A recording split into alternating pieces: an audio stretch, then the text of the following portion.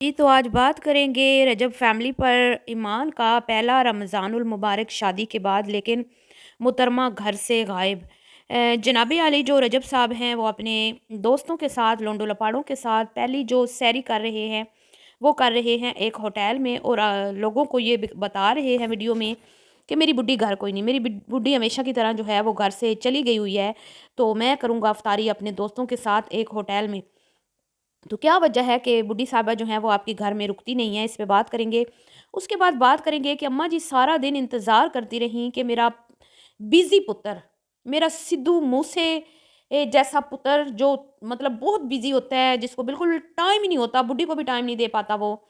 तो उसके इंतज़ार में बैठी हुई हैं कि वो आएगा तो मेरा पुत्र, हम ग्रोसरी करने जाएँगे। और उसके बाद जी अपनी हक हलाल की कमाई से लोगों को राशन बाँटे जा रहे हैं। इस पे बात करेंगे। बहुत, बहुत, बहुत अफ़सोस होता है मुझे कि लोग जो जिस चीज़ को आजकल के दौर में बरकत, रहमत समझ रहे हैं, असल में ये हमारे लिए क्या कहते हैं कि एक अज़ाब है, अज़ाब। लेकिन हम क्योंकि ख्वाहिशों के ग़ुलाम हो चुके हैं, हम लोग चाहते हैं कि बस हमारा जो एक लाइफ़स्टाइल है वो लग्ज़री, और जितना लग्ज़री होता जाएगा, हम उसको इस चीज़ का नाम देते जाएँगे कि अल्लाह की तरफ से रहमतें हैं, बरकतें हैं। हालाँकि माल जो है ये बहुत बड़ा फ़ितना है, ठीक है? तो हम लोग गाफ़िल लोग इस चीज़ को समझ नहीं रहे, और ना ही ये आजकल के हमारे इन्फ्लुएंसर्स जो माह रमज़ान आते ही अपने आप को मतलब कि बहुत ही बड़े मुसलमान दिखाने की कोशिश करते हैं। तो इस पे आज तफ़सील से बात करेंगे जी। वैसे तो शैतान जो है वो अल्लाह रब्बुल इज़्ज़त की ज़ात के हुक्म से इस महीने में कहते हैं कि तमाम शैतानों को जकड़ दिया जाता है। लेकिन जो हमारा अपना नफ्स है, जो हमारे अंदर का शैतान है, वो नहीं मरता, वो ज़िंदा ही रहता है। इस पे तफ़सील से बात करते हैं। वीडियो को स्किप नहीं करना, चैनल को करना है सब्सक्राइब, वीडियो को करना है लाइक और शेयर। अस्सलाम वालेकुम जी, कैसे हैं आप सब? उम्मीद है कि सब ठीक होंगे और अपनी फैमिलीज़ के साथ सेफ होंगे। अल्हम्दुलिल्लाह मैं भी बिल्कुल ठीक हूँ। आप सबकी दुआ और सपोर्ट का बहुत-बहुत शुक्रिया। तो अल्हम्दुलिल्लाह जी, अल्हम्दुलिल्लाह हमारी औकात ही इतनी थी कि अल्लाह रब्बुल इज़्ज़त को पता था कि मेरी जो जो जो ये जो ज़ाहिर बात है, जिस रब की ज़ात ने इस दुनिया को तख्लीक किया और इंसानों को, तो हमारी औकात का अल्लाह रब्बुल इज़्ज़त से बेहतर कौन ज़्यादा जानता है। और एक महीना जो है ये अल्लाह रब्बुल इज़्ज़त की ज़ात ने रखा रमज़ान का, कि इसमें उसकी हलाकत की दुआ की गई है। नबी नबी सल्लल्लाहु अलैहि वसल्लम ने आमीन फरमाई कि भई जो इस महीने जो को पाए और उसमें अपनी मग़फ़िरत ना फरमाए, वो हलाक होगा।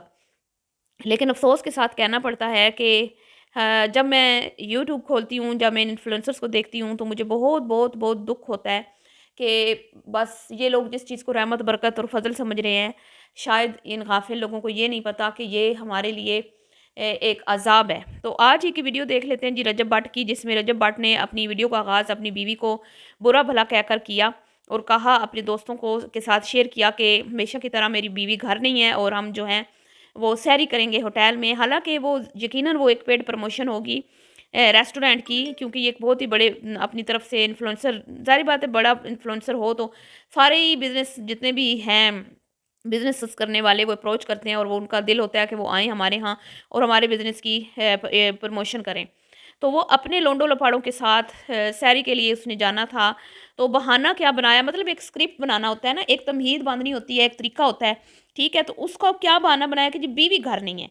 बीवी घर नहीं है, इसलिए सैरी घर में नहीं हो सकती, इफ्तारी हो सकती है घर में, ग्रोसरी का सामान आ सकता है घर में बीवी के बगैर, बाकी सारे काम हो सकते हैं बीवी के बगैर। लेकिन क्योंकि सैरी जो है वो एक पेड प्रमोशन है एक रेस्टोरेंट की, तो उसमें जानबूझकर बीवी को घुसाना ज़रूरी है कि बीवी घर में नहीं है। बंदा इस बंदे से ये पूछे कि कौन कब तुम्हारी बीवी ने तुम्हें खाना बना के दिया है? कभी तुम्हारी बीवी ने तुम्हें डिनर बना के दिया हो, कभी लंच बना के दिया हो, या कभी नाश्ता? तुम लोगों के घर हेल्पर हैं, तुम्हारी अम्मी भी कोई काम नहीं करती, तुम्हारी बीवी भी कोई काम नहीं करती। तो तुम्हें ज़रूरत ही नहीं है, तुम्हारे घर की ख़वातीन को ज़रूरत ही नहीं है, तुम्हें पका-पकाया मिलता है, और तुम्हारे घर में जो है वो हेल्पर हैं जो काम करते हैं, तो फिर बीवी का क्या मतलब? आप सीधे-सीधे कह देते कि आज हमने सैरी जो है, और लग्ज़री सैरी। अब इतना गरीब मुल्क, जिसमें मतलब एक गरीब बंदा जो है वो सैरी इफ्तारी मतलब पेट भर के नहीं कर पाता, उस मुल्क में एक इन्फ्लुएंसर जो है वो प्रमोट कर रहा है लग्ज़री सैरी को, ठीक है?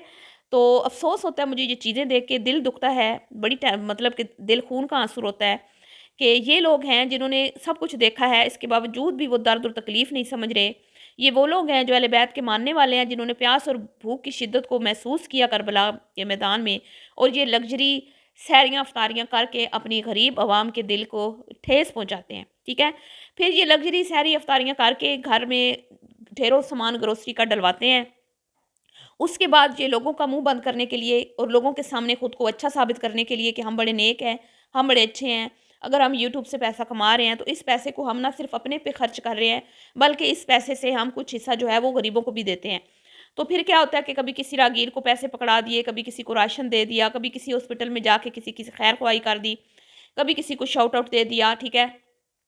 یہ کر کے یہ سمجھتے ہیں کہ ہم نے بہت ہی کوئی بڑا نیکی کا کام کیا۔ سب سے پہلے تو میں یہ کہوں گی کہ جو یہ خود کر رہے ہیں، جو یہ خود کما رہے ہیں، پہلے یہ اس چیز کا خود اپنے دل سے سوچیں کہ کیا ہم یہ ٹھیک کر رہے ہیں؟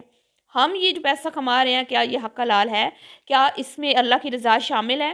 کیا ہمارا دین، ہمارا ایمان، ہمارا رب اس بات کی اجازت دیتا ہے ہمیں کہ ہم اس طرح کے کام کر کے، اوٹ پٹانگ کی حرکتیں کر کے، گالی گلوچ کر کے، ماں باپ کی نمائش لگا کے، ماں باپ کی گردنیں مروڑ کے، کبھی ان کو چٹکیاں بھر کے، کبھی کچھ کر کے، اور گھر میں جو ایک عدد ان کی کزن ہے اس کے ہونٹوں کے اوپر پپیاں کر کے، بچی چھوٹی ہو یا بڑی ہو، وہ تو تمہاری کزن ہے نا، محرم ہے، وہ محرم نہیں ہے تمہاری، ایک دن اس نے بالغ بھی ہونا ہے۔ اگر ابھی سے تم اس کو، ایک تو گندی لینگویج وہ سیکھ رہی ہے، اوپر سے تم اس کو اس طرح سے کسنگ کر کے اس کو یہ چیزیں سکھا رہے ہو کہ کل کو وہ بڑی ہو کے بھی اس طرح کرے۔ بچے تو جو سیکھتے ہیں وہ پھر ساری زندگی کے لیے وہ مطلب کہ وہ اسی چیز کو لے کے چلتے ہیں۔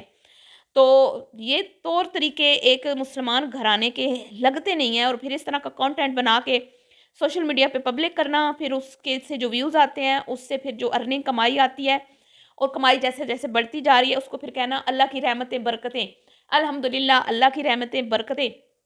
ایک تو آپ غلط کام کر رہے ہو، اور پھر اس غلط کام پہ آپ جب یہ کہتے ہو کہ یہ اللہ کی رحمتیں برکتیں ہیں، تو بہت افسوس ہوتا ہے، بہت ہی افسوس ہوتا ہے۔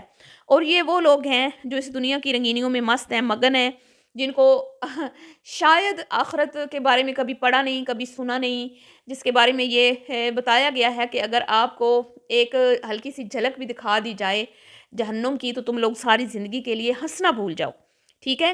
یہ جو دنیا ہے نا، اگر اس کی حقیقت ہمیں پتہ چل جائے، اور اگر جہنم کے ہلکا سا ہمیں مطلب معمولی سا سوئی کے وہ جو دھاگا ہم ڈالتے ہیں نا ناک اس کے برابر، اس کو اس کے برابر بھی اگر ہمیں ایک مطلب ہلکا سا محسوس کروا دیا جائے کہ ایک جہنم ہے، دہکتی ہوئی آگ، اور سب سے ہلکا عذاب کیا ہے کہ آپ کا اس سر کے اوپر، آپ کا سر یوں کھولے گا، پاؤں آپ کے پاؤں میں ایسی آگ کے جوتے پہنائے جائیں گے، آپ کا سر یوں کھولے گا جیسے دیچکی میں پانی کھولتا ہے جب وہ آگ پہ رکھی ہوتی ہے، ٹھیک ہے، تو وہ ابلتا ہے جب، تو یہ سب سے ہلکا عذاب ہے۔ اور اللہ کی رحمت بے شک بے شمار ہے، لیکن ہم لوگ خود نفس کے محتاج اور خواہشوں کے محتاج، خواہشیں ہیں ایسی کہ ہر خواہش پہ دم نکلے، اتنے اس دنیا میں مگن ہو چکے ہیں کہ ہمیں پتہ ہی نہیں ہے کہ ہم اپنی آخرت کو، مطلب اپنی آخری زندگی کو ایک جہنم کا گہرا گڑھا بناتے جا رہے ہیں، ٹھیک ہے۔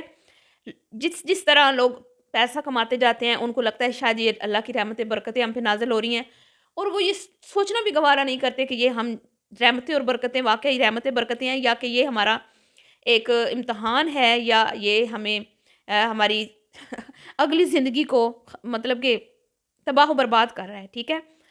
مجھے سمجھ نہیں آتی کہ ہم نے دولت کو رحمتیں اور برکتیں کیوں سمجھ لی ہے۔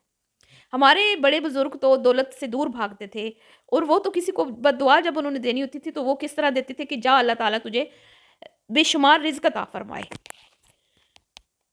تو اللہ سب کو دے، اپنے دربار سے دے، لیکن دعا یہی ہے کہ اللہ حق حلال کی روزی دے، اور اللہ ماں باپ کو، یہ جو ماں باپ کہتے ہیں نا ہمیں اپنے بچے بڑے پیارے ہیں، یہ بچے آپ کو پیارے نہیں ہیں۔ میں افسوس کے ساتھ کہتی ہوں، رجب کی ماں بڑی خود غرض عورت ہے، اس کو اگر اپنا بچہ پیارا ہوتا نا، وہ کبھی بھی اپنے بچے کو یوں اس طرح کا کانٹینٹ بنانے کی اجازت نہ دیتی کہ رات کو آپ جوان لڑکیوں کے ساتھ ٹک ٹاک پہ بیٹھ کے گندی گالیاں نکالو، اور دن میں آپ فوش قسم کا ایک کانٹینٹ بناؤ جس میں آپ اپنی بیوی کو ذلیل کرو، اپنے ماں باپ کو ذلیل کرو، اور غریب عوام کے دل کے اوپر چھریاں چلاؤ، اور پھر دو گٹو سودے کے دے کے خود کو سمجھو کہ میں سرخرو ہوں۔ نہیں تو بظاہر جب آگ میں بچہ ہاتھ ڈالتا ہے نا، ماں اس کو فوراً روکتی ہے، لیکن جنم کی آگ تو نظر نہیں آ رہی نا اماں جی کو، نہ ہمیں، نہ مجھے، نہ آپ کو، تو اس میں ہم خود اپنے بچے ڈالے جا رہے ہیں، خود اپنے بچے ڈالے جا رہے ہیں۔ کیسے کہ ہم اپنے بچوں کو یہ نہیں سکھا رہے کہ بچوں، میرے بچوں، ہمارے بچوں، حق حلال کمانا ہے، حلال رزق کمانا ہے، اللہ کی خوشنودی والے کام کرنے ہیں، برائی سے بچنا ہے، حرام رزق سے خود کو بچانا ہے تاکہ تمہاری دنیا بھی سنورے اور تم آخرت میں بھی سرخرو ہو۔ ماں باپ جس طرح دنیا میں بچوں کو خوشحال دیکھنا چاہتے ہیں نا، اگر دنیا میں تھوڑی سختی برداشت کر بھی لیں تو کوئی مسئلہ نہیں، لیکن اگر آخرت میں خدا نخواستہ پھنس گئے تو وہ ایک ایسی خوفناک اور ہولناک جگہ ہے جہاں سے مطلب اللہ کی رحمت کے سوا میں کوئی بچا نہیں پائے گا، اور ایک طویل عرصے تک ہم جہنم کے گڑھے میں پڑے رہیں گے۔ تو یہ مائیں کیوں نہیں سوچتی؟ یہ کس طرح کی مائیں ہیں؟ ان کے دل پتھر کے ہیں؟ مجھے سمجھ نہیں آتی۔ جی اجازت ابھی کے لیے اتنا ہی، دعاؤں میں یاد رکھیے گا۔ اللہ حافظ۔